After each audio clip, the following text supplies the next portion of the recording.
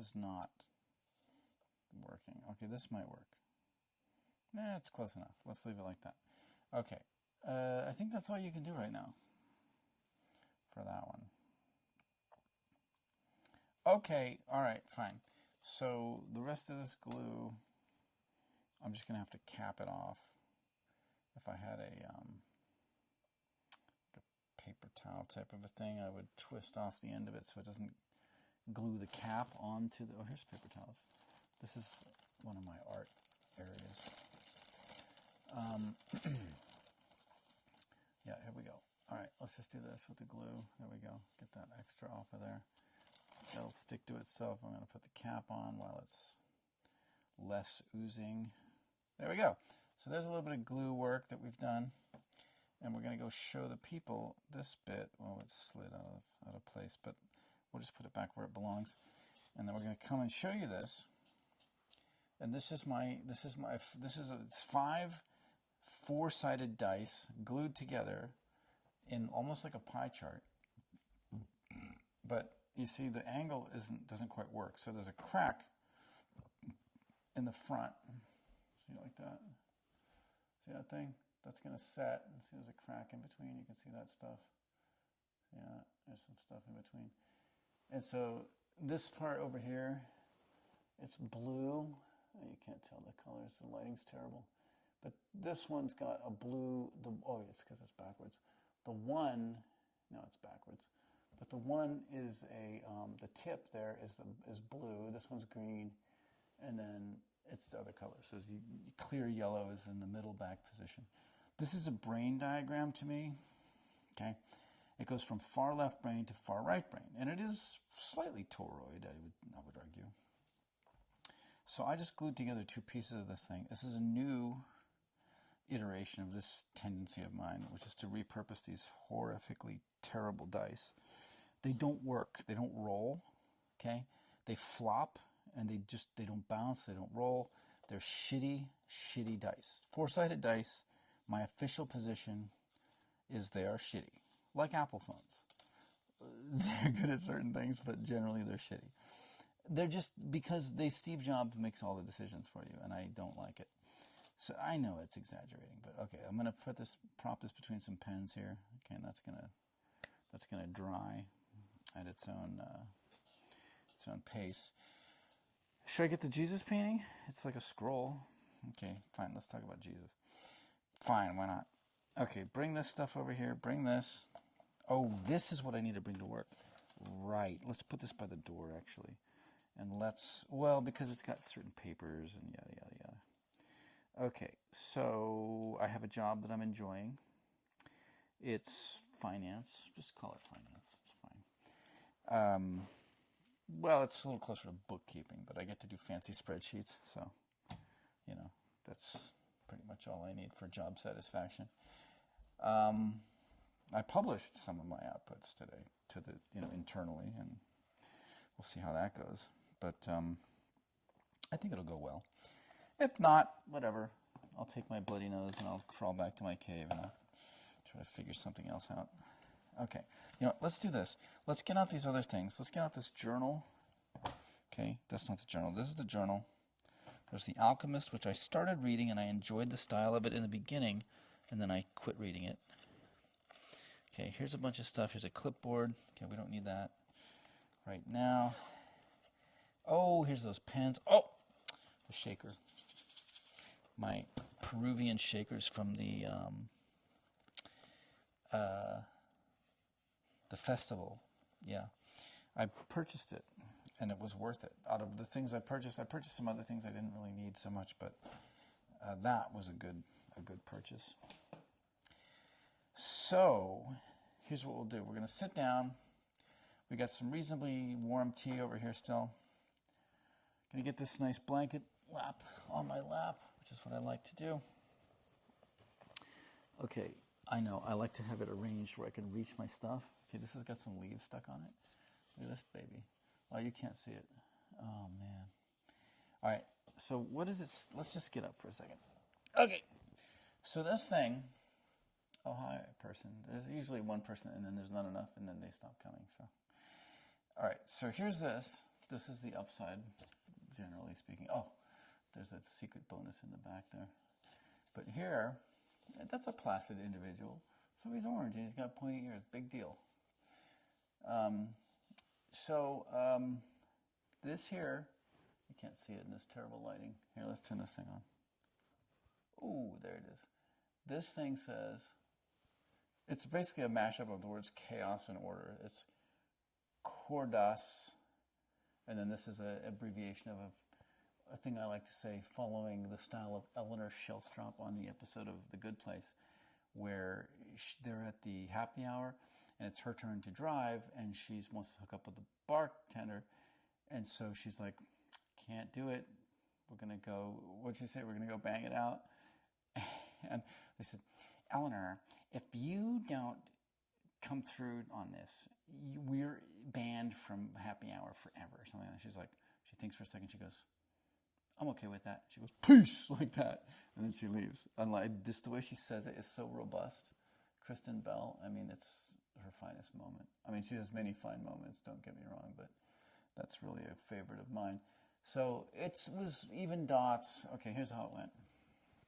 So I'm at this absurd picnic. It's like hippie clowns, basically, in Griffith Park. First Sunday of every month. You should go.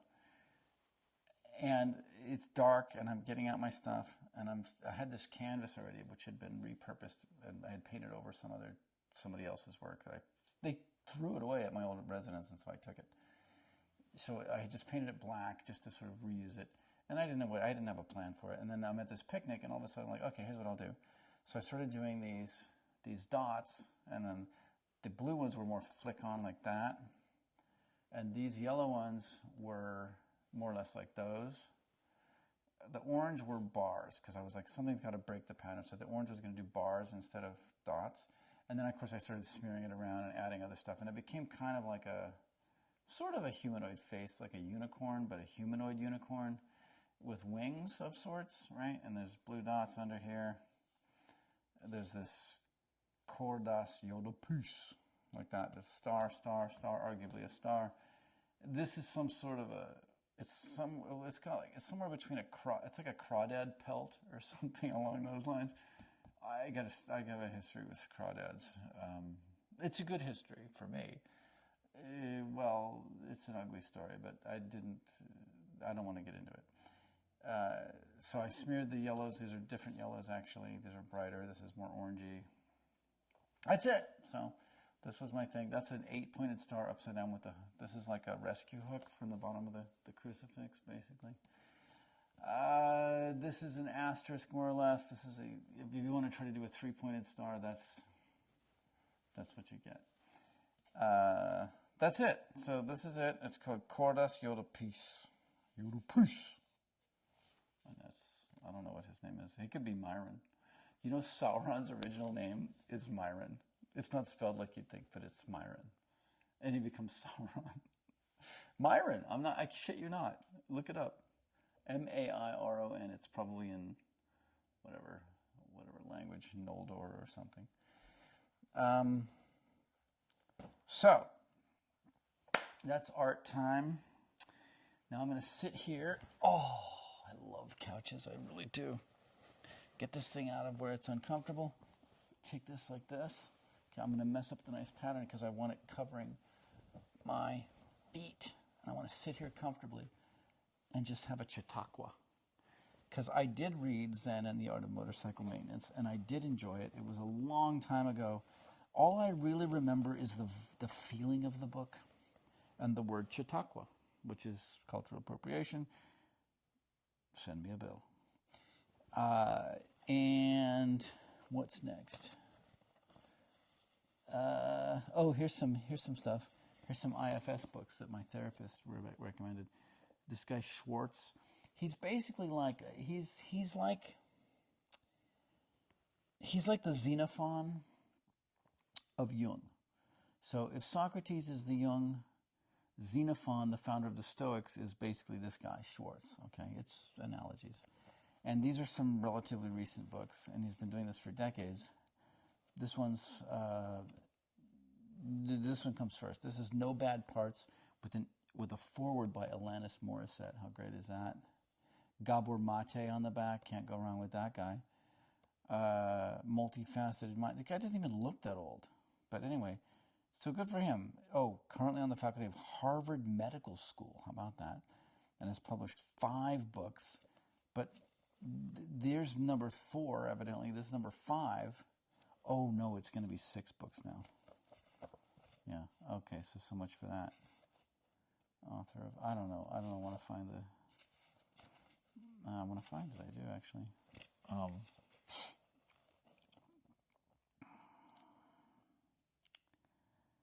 Okay, well, here's his, I don't know if these are in chronological order, but Handbook of Family Therapy Training and Supervision with Howard A. Libdol with D's and Douglas C. Brunlin. Okay, Meta Frameworks, fancy, Transcending the Models of Family Therapy with Douglas Brunlin. The Mosaic Mind, Empowering the Tormented Selves of Child Abuse Survivors. That's going to be talking about dissociative personality disorder, formerly known as, what is it? The popular one that's going to stick, multiple personality disorder. Family Therapy, Concepts and Methods, 7th edition. Okay, well, they're not going to list every edition. And that's with Michael P. Nichols. Internal Family Systems Therapy, 2nd edition, with Martha Sweezy. Introduction to Internal Family Systems. That's the only one I could find at Barnes & Noble in Newport Beach the other day at Fashion Island that they had in the psychology section was that one, but at least they had something. And then No Bad Parts, the predecessor to this kid, that's this one, and it's got 3 blotches on the front, 3 colored blotches: orange, kind of an ochre, and kind of a not even puke green. It's like a unnatural, like a dark teal or something. Here's dark teal, makes another appearance over here. Here's the same sort of gold color, but this one adds maroon. One assumes it's something to do with comedy because Bugs Bunny. What a maroon! He's calling them morons, and he probably knows what he's saying, but maybe not. And then purple here is whatever that is, crown chakra if you want. Okay, so that's that. That's just a little show and tell. I'm not going to read from these. They're worth checking out. He's basically the most successful successor to Carl Jung.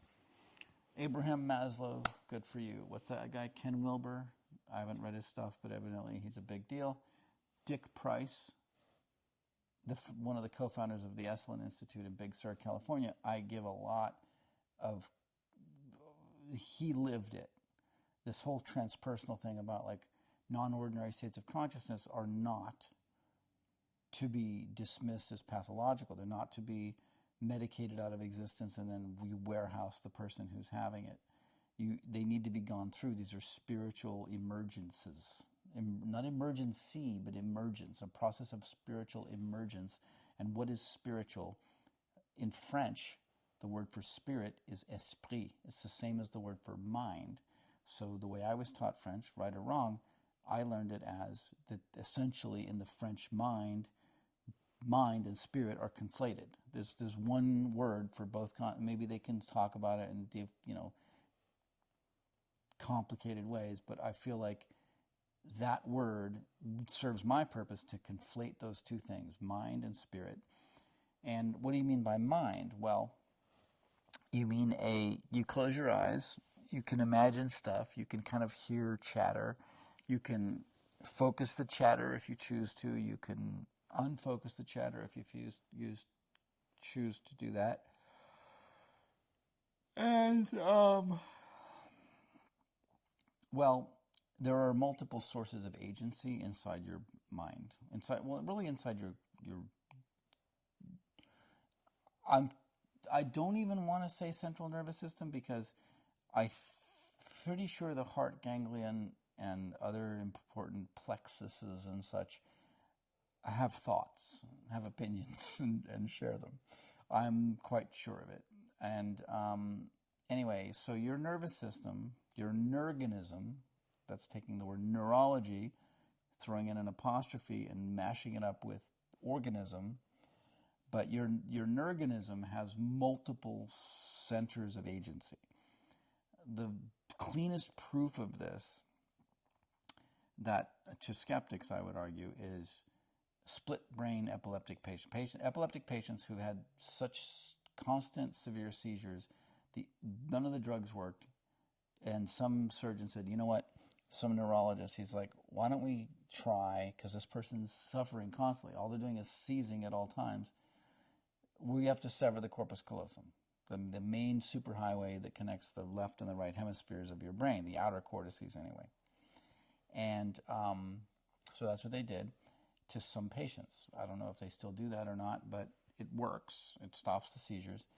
And then the people are relatively functional, like the motor cortex is fine, like it's still, they can walk around, and but they filmed these experiments that it was jaw-dropping to me. It convincingly shows that an epileptic is by and large ordinary, right? If they're not having a seizure, they're typically fine. I mean, there are versions of it where the seizures tend to go along with mystical experiences, like, what's his name? Blake might have been such a person. But they're normal people. And but then they have to have this procedure sometimes, or at least decades ago they did. They cut the corpus callosum, so now the two hemispheres have to operate separately. And I'm sure there's some sort of roundabout connection through the brain stem or whatever. I don't know exactly, but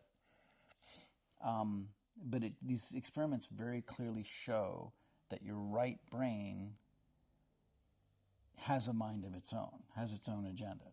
So like I forget, some of the experiments had to do with, you have them sitting at end on a mirror like this, so that the eyes are seeing, like only one eye is seeing what's going on over here. And maybe they put an eye patch on, I don't know. But like, they can't do this with a mirror. But the one that really impressed me was that the left hand, sinistre en français, okay, the sinister hand, reaches for the candy bar. And the right hand, controlled by the left brain, the civilizational and analytical, the language centers, the wielder of Occam's razor, okay, they're all over here, slaps the other hand like, no, you're not getting the candy bar. And I'm like, it's the inner child. It's the shadow. It's the id. It's literally half of your brain has not succumbed fully to civilizational brainwashing. Of course, there's ups and downs of that, upsides and downsides, but it's pretty convincing. I have my litany of other references to sort of attest that, but really the most mainstream is internal family systems. The very, unabashedly argues that basically everyone has multiple personalities, and then we can go back to Jung and talk about how does integration work. And so I'm never probably going to get that deep into IFS therapy the way they do it, because to me, based on my life experience, it's a little bit kindergarten. It's a little bit I'm sorry, that's how it is. But it's a worthy model. It's cool. There's the 8 C's. I have I should show that one. It's not here right now, but I made it'd be neat to show, but the visuals aren't going to work right now. I'll come back to it maybe, but I overlaid it with the Eightfold Path of Buddhism, right? They usually start with right vision at the top, and that lined up with, I don't know, I think curiosity. So to have a view that's curious is the right view. It's just it lined up pretty neat. I didn't overthink it for once. I was just like, let's just slap the wheel on there. I did turn the dial of the IFS to make it fit the best, but I didn't otherwise jumble it around. So Jung talks about the self as like this higher self, or this more or deeper self, or the less, maybe it's weird because he calls it individuation is how you get to it. But then it seems like it must be something a little less specific, a little more universal, more like that, like what Quakers call that of God in you. Elohim, if you prefer, which is a plural word. So,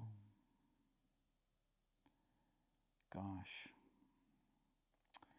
Well, now I'm getting distracted. I want to look up Bible verses because I've realized that there's this one reference that I learned years ago. And I was raised a fundamentalist, a Calvinist, a Presbyterian Calvinist, and then a California Independent Evangelical, post-1850s Great Revival style American Protestant. And,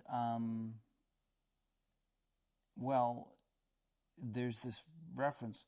I think it says God made man a little lower than the angels.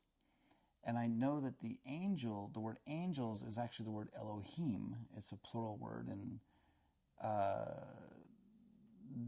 it seems like a polemical translation that to say that humankind was only a little lower, whatever that means, than God is too close, right? So they wanted to put a buffer, so they called it angels.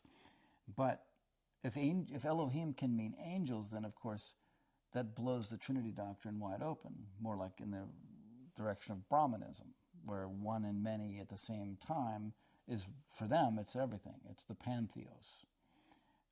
Is Brahman, is Shiva, Vishnu, Ganesh, Lakshmi. Who's the other one? I always forget the other main female ones, but I remember Lakshmi always.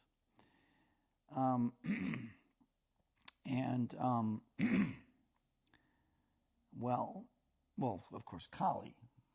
So, Calified. That's what I do like that. It's like walk like an Egyptian. Calified. It's a reference to Kali. It's a myth. That's fine. She's kind of like the mean bitch in the Ragnarok movie. It's not that different, yeah. That's Hel in Norse mythology.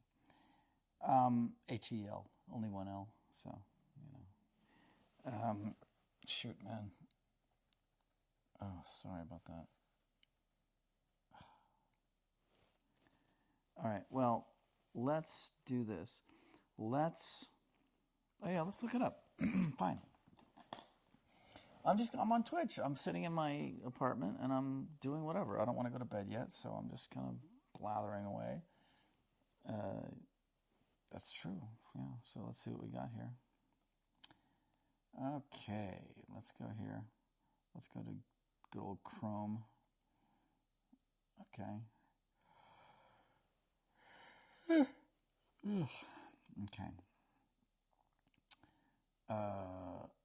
Okay. Oh, what just happened? Okay, I want a new tab. I'm going to say. Okay, HBO's Harry Potter series declared streaming event of the decade by Warner Brothers boss. It could well be that, yeah. When's it coming under review?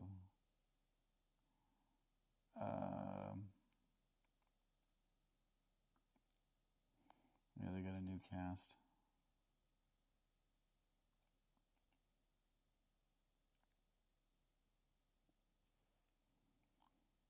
Yep. There's 3 kids gonna get screwed up forever. It seems like the Harry Potter kids did okay. All right, so let's do this. God made man. That's how they call it. Listen, we'll fix it, don't worry.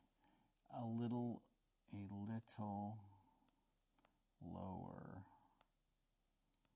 than the angels. Let's see what this gets us. Psalm 8:5. Okay, Bible Gateway. That's where I always go. They usually do NIV. Bible, you can change it to whatever you want. Bible Gateway.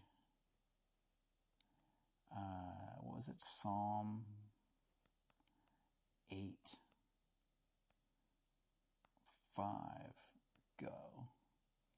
There we go. You know what? That's not enough because it says you have made. So we want to get the whole chapter and see what's the. I want to know the Hebrew word. Okay, Lord. So it's Yahweh. Okay. Well, of course, in in Proto-Hebrew, Baal is the word for Lord. That is true. Baal, B-A-A-L, means Lord. That is true. Okay. Lord, our Lord. Oh, here's some interesting stuff because there's all four and then there's a lowercase. So let's go see. Let's go ask the AI now. In Psalm 8:1. Okay. Okay, what are the Hebrew words translated as Lord? Oops. Is it our Lord, was it? Yeah, comma. Okay, comma, our, and then lowercase, or maybe it's a capital L. Yeah, it's a capital L. Okay, our Lord. Okay, quotes around that whole thing, because AI understands these context clues. In Psalm 8:1. Boom.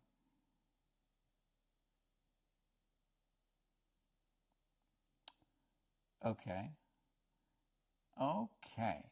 So Lord is Yahweh, and Lord with just a capital L is Adonai. Our Lord, our Master.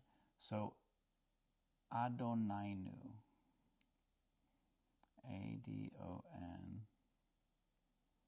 Adoneinu, question mark.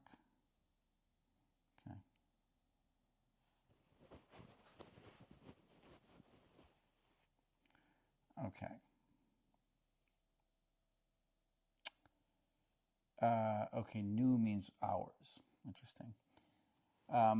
So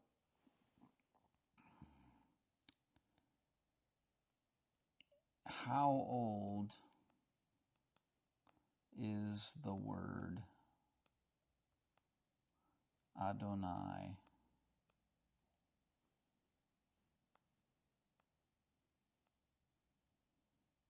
Okay. I think it might be a Greek loan word, because Adonis. I could be wrong.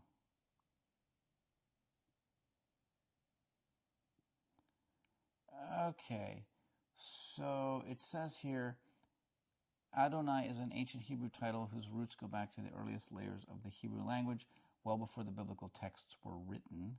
The underlying word Adon, meaning Lord, Master, Ruler, appears throughout the oldest strata of the Hebrew Bible, which scholars date to the late 2nd millennium BC, meaning about just after the Bronze Age collapse, 1200 to 1000 BC. Adonai itself is a later grammatical form meaning my Lord. It became especially prominent when Israelites began avoiding the spoken name Yahweh or Jehovah, substituting Adonai in reading. This practice is documented in Second Temple period sources, roughly 500 to 100 BCE, and is reflected in the Masoretic vocalization tradition. Linguistic ancestry. The root apostrophe DN is even older than Hebrew. It has cognates in Akkadian, Adanu, which means strong, comma, firm, and Phoenician, Adon, Lord. Sounds like Adon is from Phoenician, because you know what? Phoenician is Canaanite. Proto-Canaanite and Proto-Hebrew are the same script and probably the same language, indicating a Bronze Age Northwest Semitic origin. Okay, so the Adon, the root and base noun Adon, are Bronze Age, over 3,000 years old. The specific form Adonai emerges clearly in biblical Hebrew and becomes a standard divine title by the Second Temple period. The Second Temple period is, there's a lot that happens in and around then. Anyways, but let's do this. Okay, what about the word / title Baal ? Question mark.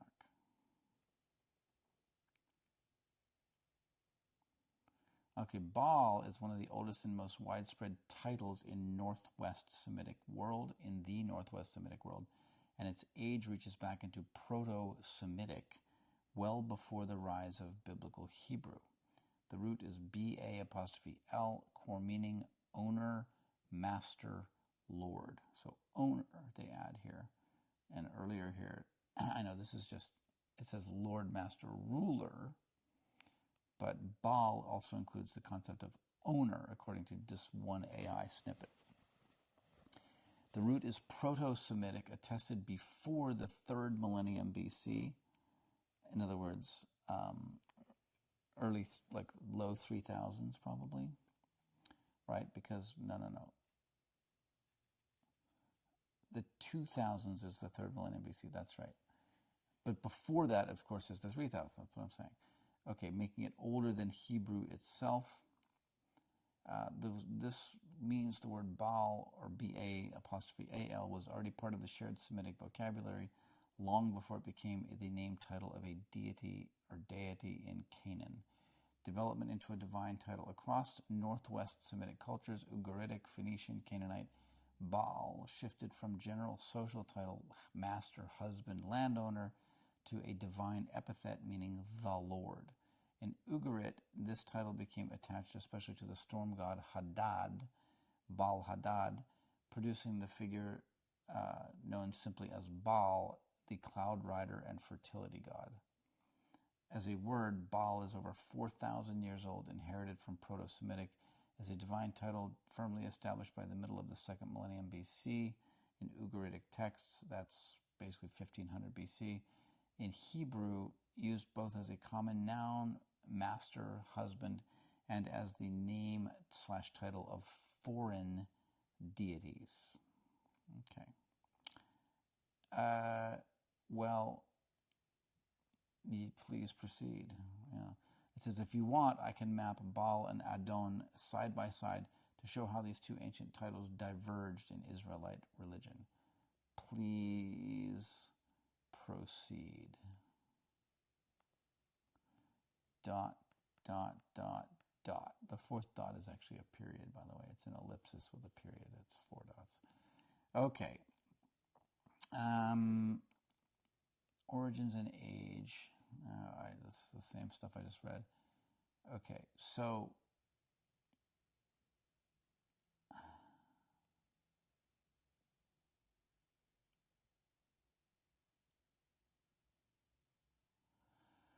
well,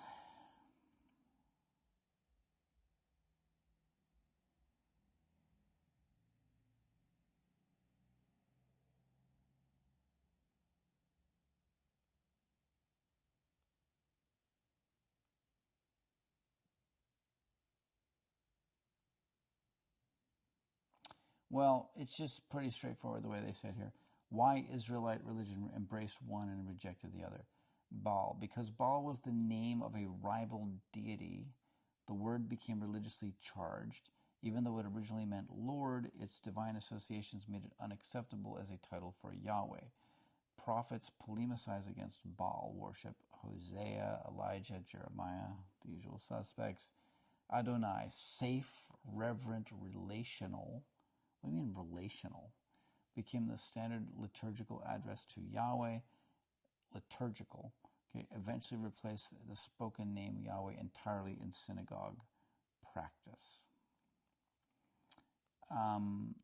So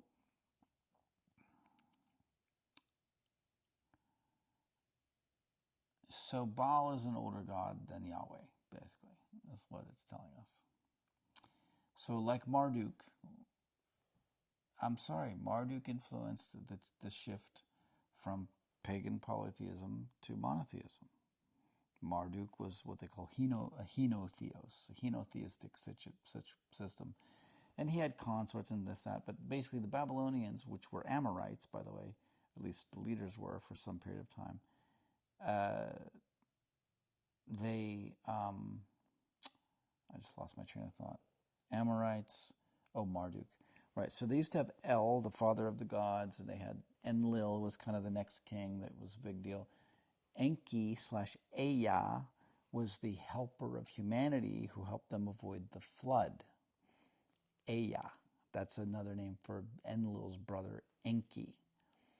Enkidu can't be far behind, is what I'm saying. Gilgamesh comes around. Utnapishtim says, you leave my fancy fern alone at the bottom of the water. Yeah, that's all the stuff right now.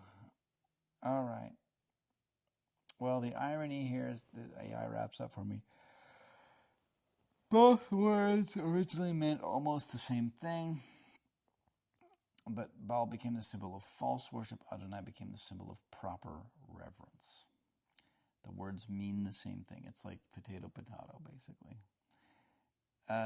Yeah, one rejected, one sanctified. Okay.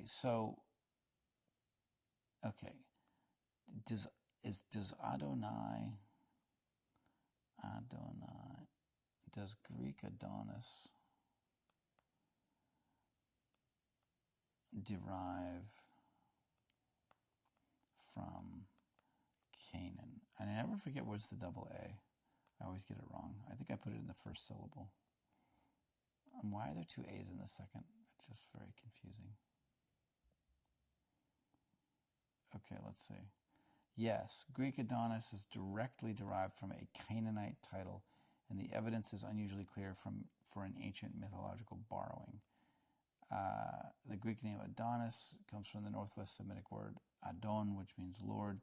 This is the same root behind Hebrew Adon and Adonai, and Adoneinu, which is our instead of mine. The Greeks essentially adopted the Semitic title Adon as a proper name. Okay. All right. The Greek writers themselves recognized that the cult of Adonis, and he was like a demigod, I believe, right? He didn't have a human mother, I think. I don't want to look it up, Greek writers themselves recognized that the cult of Adonis was Near Eastern in origin, and modern scholarship confirms this. The myth is understood as a Levantine adaptation of the older Mesopotamian cycle of Inanna, Ishtar, and Dumuzi, Tammuz, which then entered Greek religion. Adon was the title used for a dying and rising vegetation god. The cult was centered especially around Byblos, Egypt's closest ally in the Levant, and the so-called Adonis River associated with seasonal mourning rites. Mourning. Okay. All right. So what else? Okay. So please render Psalm 8. Let's see if we can do this. Uh-oh. The heater goes on, the lamp goes off. All right. Is it time to go to bed? It's like 10:20. All right. Let me just get this thing on. How do I do this? There we go. All right. Please render Psalm 8:5 in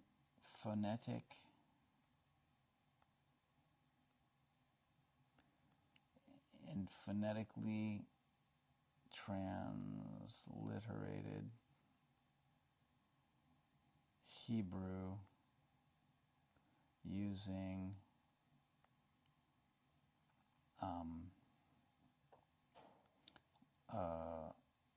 Latin alphabet.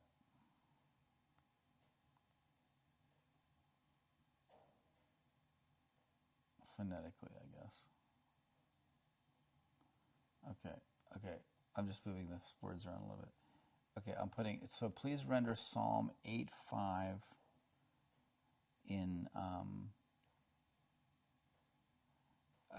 transliterated Hebrew using the Latin alphabet phonetically. Boom, here we go.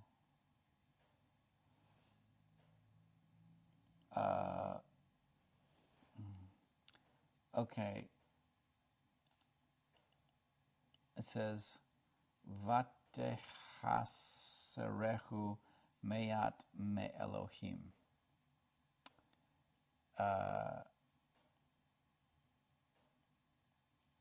Okay. It's offering to make it in a more fancy, more poetic or something.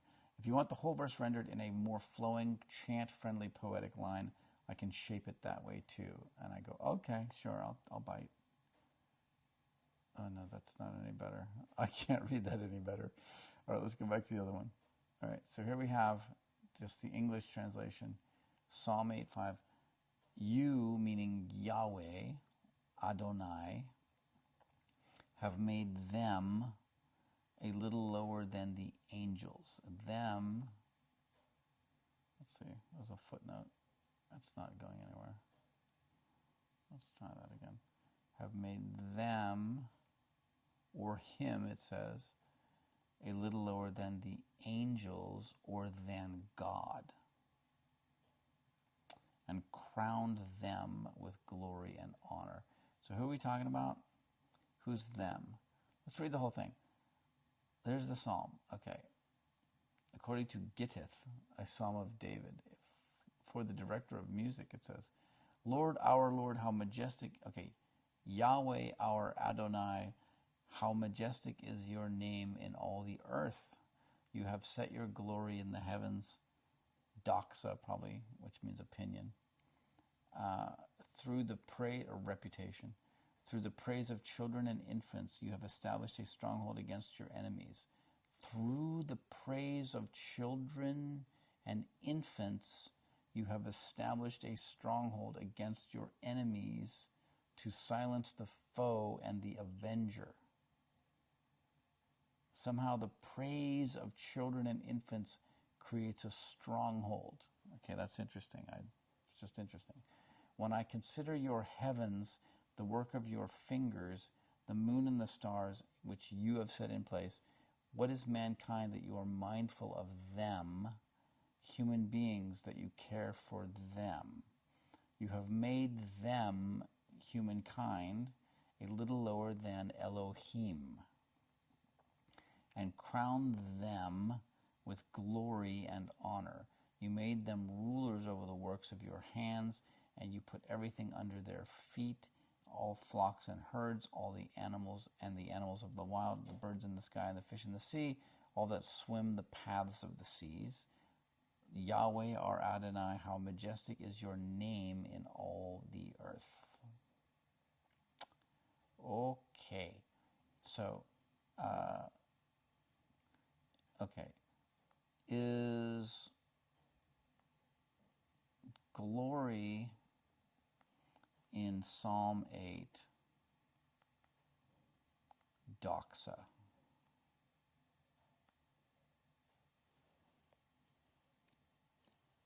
Of course, that's Greek. The Septuagint version uses glory. Okay, kavod. Okay, define kavod.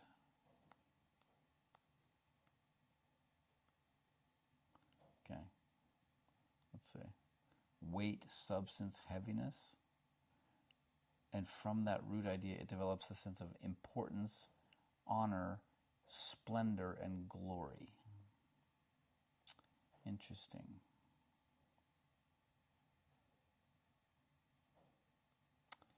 So, interesting. So I didn't remember this, but behind any word, anytime you see the word glory in the Bible, think in terms of heavy and like reputation. Okay, fine. But it has something to do with things that sparkle, right? Glory has to do with glitter, bright lights and glitter. That's what I'm telling you. All right, let's get out of here. All right, what are we doing? I don't know. That was a total sidetrack. I don't know. I should go to sleep now. I think it's time to go to sleep. I feel sleepy. I wanted to do more show and tell. Well, we got a lot done tonight, didn't we? I think so. We got a decent amount done tonight.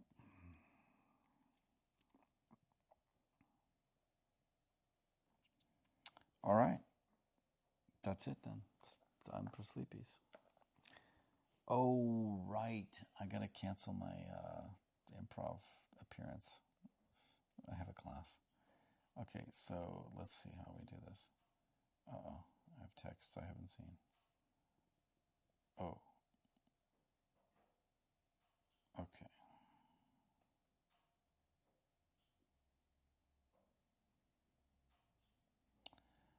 Okay. All right. So let's go. Let's go back. You know what? I got to turn this thing off. All right. I just got to do some stuff.